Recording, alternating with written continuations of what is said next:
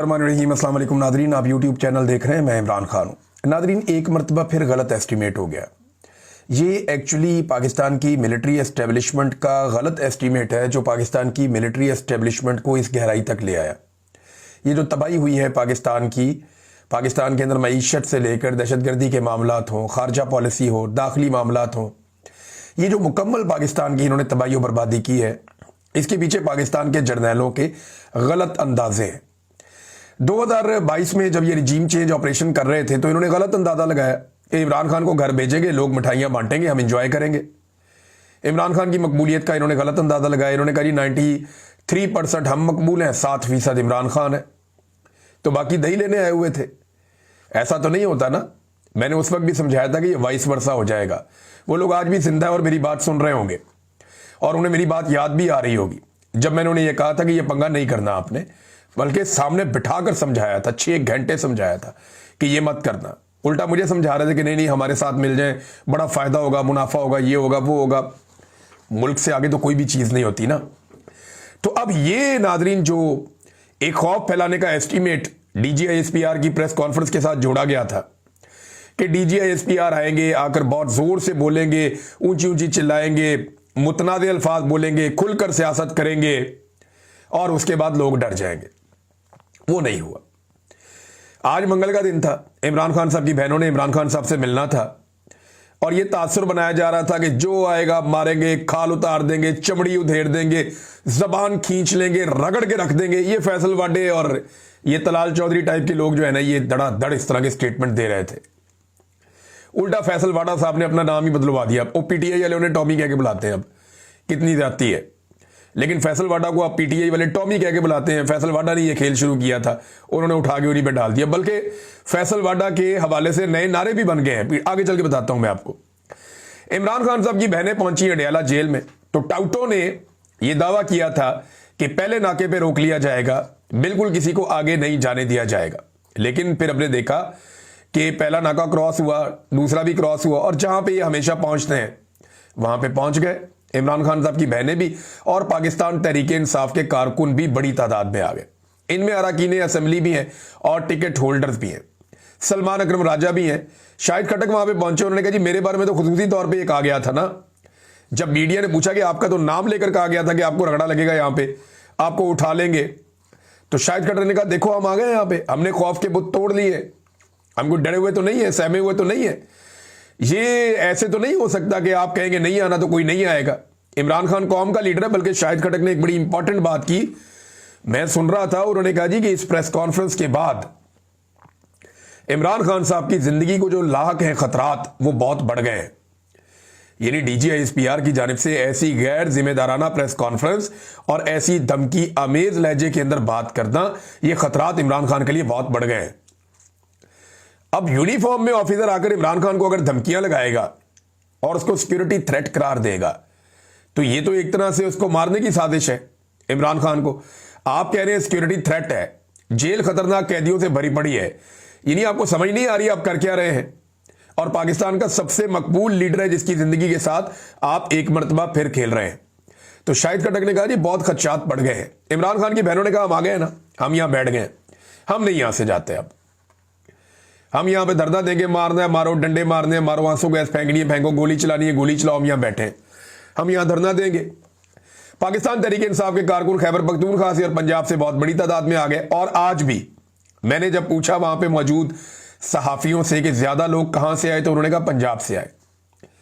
मैं थोड़े दिन पहले नजर अब्बास साहब के प्रोग्राम में भी ये कह रहा था कि पंजाब है पाकिस्तान तहरीक इंसाफ का असल गढ़। एस्टेब्लिशमेंट ने वहां पे 2 नंबरी बहुत बड़ी कर दी है। हालांकि ज्यादा ताकत खैबर पख्तूनख्वा से भी ज्यादा ताकत इमरान खान के लोगों की पंजाब में, लेकिन पंजाब को बहुत जबरदस्ती छीना गया क्योंकि एस्टेब्लिशमेंट ये रिस्क ही नहीं ले सकती कि पंजाब को PTI के पास जाने दिया जाए या उनके हवाले किया जाए, तो उन्होंने वहां कब्जा किया हुआ है। अब मामला यह है कि इमरान खान साहब की बहनें पहुंच गई, उन्होंने बड़ी खुलकर बातचीत भी की है। सारी कोशिश के बावजूद DGISPR की धमकियां, उनके सारे टाउट्स मिलकर भी अब बयानिए की लड़ाई हार गए। और इसकी सबसे बड़ी जो वजह है ना बयानिए की लड़ाई इनके हार जाने की, एक ओवरसीज पाकिस्तानी और दूसरा पाकिस्तान का डिजिटल मीडिया जो आज के दिन तक, इस घड़ी तक इमरान खान साहब के साथ खड़ा, डिजिटल मीडिया या सोशल मीडिया और ओवरसीज पाकिस्तानी, ये इमरान खान के साथ खड़े हैं ना, तो एस्टेब्लिशमेंट इमरान खान को शिकस्त नहीं दे सकती, क्योंकि पाकिस्तान में तो पाकिस्तानी साबित कर चुके हैं कि वो इमरान खान के अलावा किसी और लीडर की फिलहाल शक्ल पसंद नहीं कर रहे। अब इमरान खान साहब की बहनों ने क्या कहा, देखिए वहां उनसे बड़े सख्त सवालात भी हुए, सवालात वाले लोग आते हैं, उन्होंने फिर सवालात भी करने होते हैं। तो आसिम मुनीर साहब के बारे में सवाल किया कि जी इमरान खान उन पर तनकीद करते हैं, आपने उनके बारे में ट्वीट करवाया, जो इमरान खान ने बताया आपने बाहर आकर बता दिया।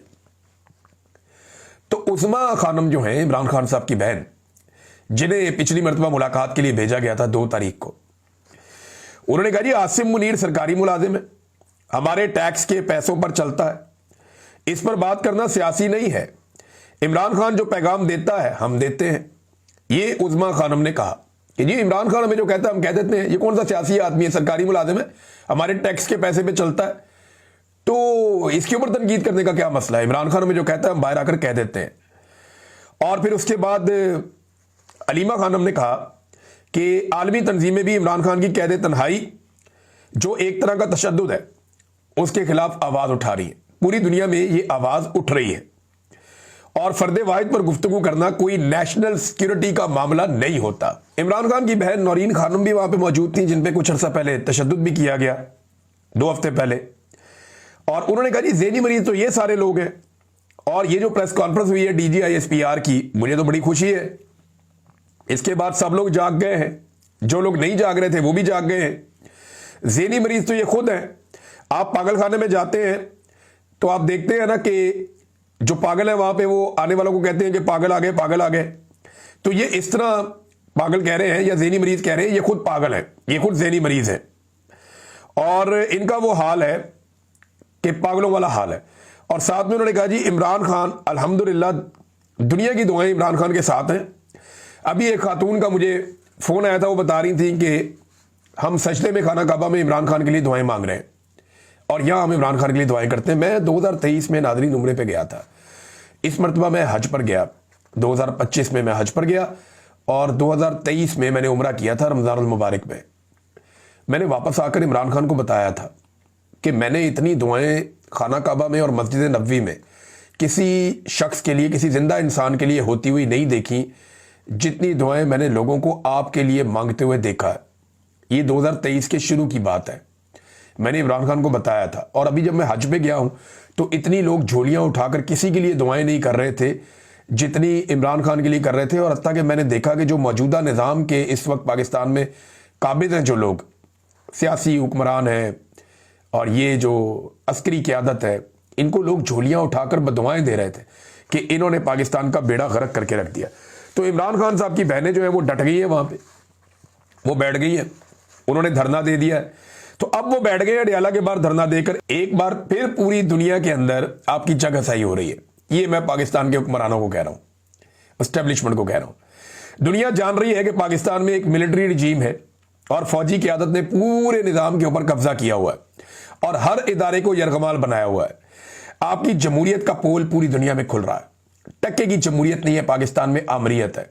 और अब पूरी दुनिया का मीडिया इस बात को तस्लीम कर रहा है, पूरी दुनिया के इदारे इस बात को तस्लीम कर रहे हैं। करप्शन के आपके रिकॉर्ड पे रिकॉर्ड टूट रहे हैं।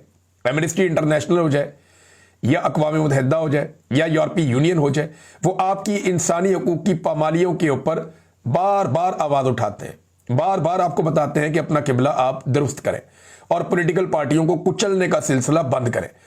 तो नाज़रीन, अब ये अगर बैठ गया अडियाला के बाहर, इससे इंपैक्ट क्या आएगा? आलमी सतह पर एक दफ़ा फिर बदनामी होगी और इस हुकूमत को होश ही नहीं है।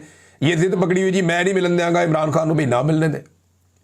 ये आवाज़ तो पूरी दुनिया में जा रही है ना, सबको पता चल रहा है कि इमरान खान के साथ जुल्म हो रहा है और हर जालिम को जुल्म का जवाब तो एक दिन देना पड़ेगा। ये तो होगा, ऐसा नहीं हो सकता कि ऐसे ही जान छूट जाए। ये इमरान खान ने बाहर भी आना है, हालात ने बदलना भी है, और जो सवालात आज अवाम के दिमाग में हैं, लोग आज नहीं तो कल वो इनका जवाब लेंगे। तो अब इंटरनेशनली एक बड़ी तकलीफ दे सूरत पैदा हो जाती है। लेकिन यहां पे एक चीज और है जो मैं आपके साथ नाज़रीन शेयर करना चाहता हूं। अभी थोड़ी देर पहले एक खदशे का इजहार भी किया समी इब्राहिम साहब ने कि अंधेरा होते ही यहाँ पे जो है वो क्रैकडाउन की तैयारी की जा रही है और उसके लिए तैयारी हो रही है कि क्योंकि सर्दी भी है और पुलिस की भारी नफरी आई है दोनों तरफ से, और इसमें कुछ लेडी पुलिस एहलकार भी हैं, उनकी भी तादाद बढ़ाई गई है, दूसरी पुलिस भी है। इन्होंने वहाँ जो पार्किंग में गाड़ियाँ खड़ी हैं उनकी तलाशियाँ भी ली हैं, और जो सिक्योरिटी वाले साथ थे उनसे कुछ से वेपन भी ले लिए हैं। ये पंजाब पुलिस वहाँ पे कार्रवाई कर रही है अडियाला के बाहर, और अभी वहाँ पे पुलिस की काफ़ी नफरी मौजूद है। मैंने जो सहाफ़ी हैं उनसे बात की, कुछ का ये कहना है कि इम्कान है कि किसी किस्म का क्रैकडाउन हो सकता है, और कुछ का ये कहना है कि नहीं, हमें नहीं लगता कि क्रैकडाउन होगा। अब अलग अलग राय है। समी इब्राहिम साहब ये कहते हैं कि उनके सोर्स ये बता रहे हैं कि शायद यहाँ पे एक क्रैकडाउन हो जाए। अडियाला के बाहर हमने नए नारे भी सुने नाज़रीन। ये DGISPR की जो एक प्रेस ब्रीफिंग थी, उसने ना सिर्फ पाकिस्तान तहरीक-ए-इंसाफ में एक नई रूह फूंक दी है, बल्कि पाकिस्तानियों को इकट्ठा कर दिया है, बल्कि अवाम ने नए नारे भी बना लिए। एक तो नारा मैं ये सुन रहा था, पूछता है कौन हो तुम, लीडर है वो चौकीदार हो तुम। ये नारा जनाब बहुत लोग लगा रहे थे, पूछता है कौन हो तुम, लीडर है वो चौकीदार हो तुम। एक और नारा जो है वो फैसलवाडा के बारे में है, डीजी ने एक कुत्ता पाला, फैसलवाडा। डीजी साहब का देखें, मैं अपनी खबर आपको दे देता हूं कि डीजी साहब का फैसलवाडा साहब से कोई ऐसा ताल्लुक नहीं है। ये जो आप कह रहे हैं कि डीजी ने एक कुत्ता पाला, फैसलवाडा, तो ये जो कुत्ता फैसलवाडा को आप कह रहे हैं, कुत्ता फैसलवाडा को नहीं कहना चाहिए। फैसलवाडा एक इंसान है, वो कुत्ता नहीं है, उसे कुत्ता नहीं कहना चाहिए, और मैं इसकी मजम्मत करता हूँ। और दूसरी बात यह है कि फैसलवाडा के ताल्लुका DGISPR से नहीं, वो एक और जगह पे है मेरी इत्तला के मुताबिक, और वो भी कोई इतनी बुलंदो बांग जगह पे नहीं है, बस मुनासिब ताल्लुकात हैं। और मैंने उसके बारे में कुछ वाक़यात सुन रखे हैं, फिर कभी आपके साथ शेयर करेंगे। इंतज़ार करेंगे कि फैसलवाडा साहब इसके ऊपर किस किस्म की बातचीत करते हैं।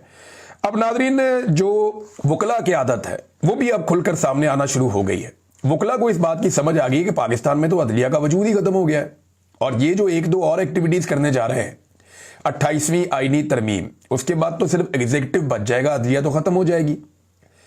यानी जजों के सारे इख्तियारात लेकर वो भी एग्जीक्यूटिव के पास, यानी एस्टेब्लिशमेंट के पास ही चले जाएंगे। और वैसे भी रबड़ स्टंप किस्म की असेंबली मौजूद है, उसी तरह की अदलिया मौजूद है।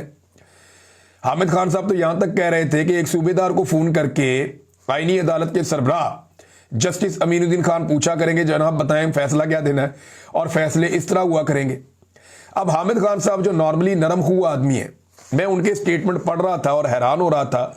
बड़े दबंग और बड़े सख्त स्टेटमेंट उन्होंने दिए हैं। उन्होंने कहा ये गैर आईनी अदालतें हैं, इन अदालतों के जजेस GHQ के हुक्म पर चलते हैं, ये जजेस गद्दार हैं, ये जजेस कौमी मुजरिम है। इस किस्म की बातें हामिद खान साहब कर रहे हैं। और फिर इमरान खान साहब के बारे में जो DGISPR ने एक प्रेस कॉन्फ्रेंस की, उसके ऊपर हामिद खान साहब ने बड़ा सख्त रद्द-ए-अमल दिया। उन्होंने कहा जी कि एक आदमी कौमी हीरो है, और कौमी हीरो को एक आदमी गद्दार कह रहा है। क्या तेरे मुंह से यह बात सचती है? तुम बैठकर सियासत कर रहे हो? ये प्रेस ब्रीफिंग पाकिस्तान की तारीख की बदतरीन ब्रीफिंग थी। ये हामिद खान ने DGISPR को बड़ा सख्त जवाब दिया। बल्कि ये जवाब अगर आप सुनना चाहें तो मैं आपको सुना भी देता हूं।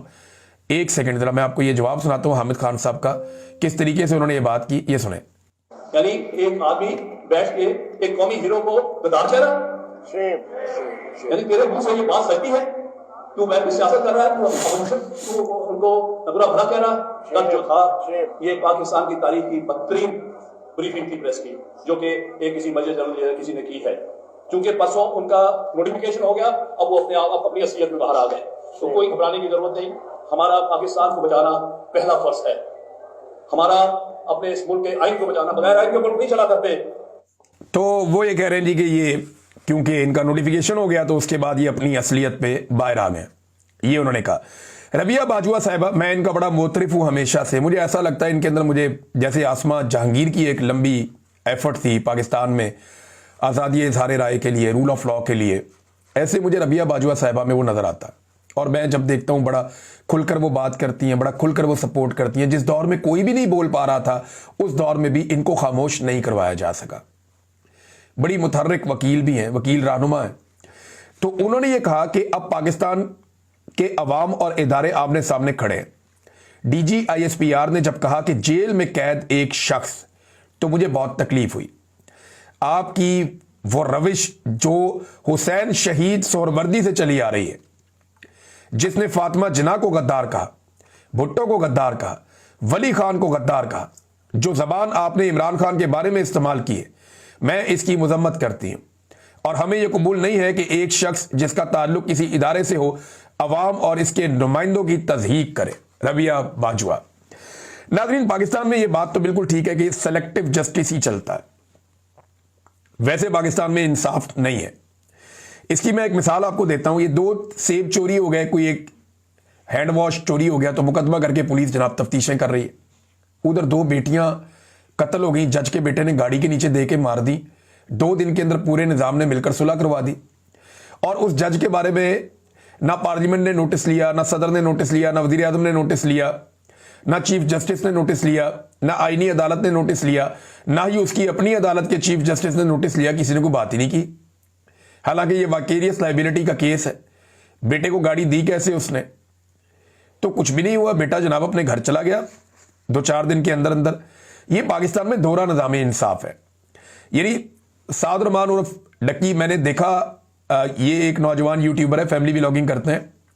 मैंने देखा इनके साथ बड़ी सख्त ज्यादती की NCCIA ने, बड़ा जुल्म किया इनके साथ, मुझे बहुत तकलीफ हुई। और ऐसे लोगों पे आप 3 लफ्ज़ ही भेज सकते हैं और क्या कर सकते हैं।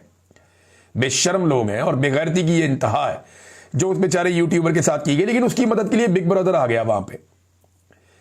तो मेरा सवाल ये है कि ये जो 2 बेटियां कत्ल हुई स्कूटी के ऊपर, इनके लिए कोई बिग ब्रदर नहीं आ सकता था? गरीब आदमी को जब जब पाकिस्तान में मार पड़ती है उसके लिए कोई बिग ब्रदर नहीं आता। एक्चुअली हमें बिग ब्रदर की जरूरत नहीं है, हमें आजाद अदलिया की जरूरत है, हमें निजाम इंसाफ की जरूरत है। बिग ब्रदर कुछ नहीं बेचते। ये बिग ब्रदर क्यों आया मैं आपको वजह बताता हूं। वो जो पैसा खा रहे थे ना NCCI वाले, वो बिग ब्रदर का नाम लेकर खा रहे थे। तो बिग ब्रदर को गुस्सा आ गया कि जनाब यार साढ़े ना दे पैसा खा रहे हो ते चूना भी ला रहे हो। तो फिर उन्होंने अपना कस दिया पकड़ के। अगर बिग ब्रदर को या इन सारों को या एजेंसियों को करप्शन के ऊपर कोई एतराज होता तो इतने करप्ट लोगों को लाकर उनके केसेस माफ करके NRO 2 करके उन सारों को इकट्ठा करके पूरा इलेक्शन चोरी करके उनको लाकर इक्तदार में बिठाते। कभी भी ना बिठाते। ये 5300 अरब की जो चोरी हुई है, इसका जवाब कौन देगा? है बिग ब्रदर के पास जवाब। तो ये बिग ब्रदर सिर्फ अपनी मस्जिद ठुक रही थी, उस चक्कर में आया मैदान में कि जनाब मेरा नाम लेके तो ना लुटो, बाकी लुटो, एंजॉय करो। सारा आवे का आवा ही बिगड़ा हुआ, सारे लूट रहे, ये लोग खुद भी लूट रहे। इलेक्शन में किसने कौन सी सीट कैसे बेची ये तो PMLN के लोग भी बता चुके हैं, बाकी सारे लोग भी बताते रहते हैं। तो करप्शन इनका मसला नहीं है, लुटमार इनका मसला नहीं है। इनका मसला जाती है कि जनाब हमारा काम चलता रहे, हमारे मफाद चलते रहे, हमें किसी बिग ब्रदर की जरूरत नहीं है। हमें पाकिस्तान में निजाम इंसाफ की जरूरत है जो सबको इंसाफ दे। इस डकी को किसी बिग ब्रदर की तरफ देखना ही नहीं चाहिए था। अदालत से इसको पहले दिन इंसाफ मिलना चाहिए था। भाई किस बात का रिमांड, क्या चाहिए तुम्हें इससे, क्या चाहिए इससे? ये आदमी खड़ा है, इसने हर चीज तुम्हें दे दी है, और क्या चाहिए? जिस एप्लीकेशन के ऊपर तुम इसको उठा के रगड़ा दे रहे हो वो तो पाकिस्तान के PCB उसके अंदर बाकायदा बाकी सारे मुलव्वस हैं। तुम उठा के इस आम आदमी को रगड़ा दे रहे हो, बड़े बड़े लोगों को तुम हाथ नहीं डालते। तो वो सिर्फ पैसा वैसा लोग लुटमार कर रहे थे और उसमें बिग ब्रदर सिर्फ अपनी स्किन सेव करने के लिए आया। कोई एहसान नहीं है किसी के ऊपर। अगर तो वाकई बिग ब्रदर को करप्शन नापसंद होती तो ये सारे करप्ट अनासर लाकर अभी इक्तदार में ना बिठाए जाते। कोई करप्शन नापसंद नहीं है, करप्शन इनका मसला ही नहीं है। ये इमरान खान साहब बहुत पहले पहचान के कह चुके हैं जब रिजीम चेंज ऑपरेशन हो रहा था। अब तक के लिए इतने, अपना ख्याल रखिएगा, अपने इस चैनल का भी। अल्लाह हाफिज।